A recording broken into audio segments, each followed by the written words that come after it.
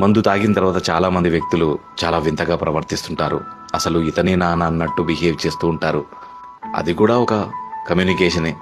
తనలోని వ్యక్తి తనకేం చెప్తున్నాడని అర్థం చేసుకోవడం. మొదటిది, మందు తాగిన తర్వాత ఏడుస్తున్నావంటే నీ మనసులో ఏదో బాధ దహించేస్తుందని, అది అగ్నిపర్వతంలా పేలాలని చూస్తుందని అర్థం. రెండవది, చుక్క పడగానే లెక్కలేనంత ధైర్యం వస్తుందంటే నీలోని శక్తిని నువ్వు గుర్తించావని, లోపలున్న భయాన్ని తొలగించావని అర్థం. మూడవది, 2 పెగ్గులు వేశాక చిరాకు, అసూయ, కోపం వస్తుందంటే నిన్ను నువ్వు ప్రశ్నించుకుంటున్నావని, నిన్ను నువ్వు అసహ్యించుకుంటున్నావని అర్థం.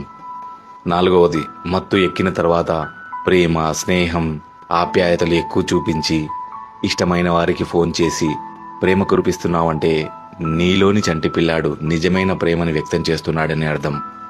ఐదవది, పిచ్చివాడిలా నవ్వుతూ లోకం మర్చిపోయి ప్రవర్తిస్తున్నావంటే నీతో నువ్వు పోరాడి ఓడిపోయావని, ఇంకా కోల్పోవడానికి ఏమీ మిగలలేదని అర్థం. చివరిగా, తాగుతూ నిద్రలోకి జారిపోతున్నావంటే నీ శరీరమే కాదు, నీ ఆత్మ కూడా అలసిపోయిందని, నీకు విశ్రాంతి అవసరమని అర్థం. ఇలాంటి విషయాలు మీరెప్పుడైనా గమనించారా? కమెంట్స్లో తెలపండి. అలాగే రామకాకని ఫాలో చేయండి.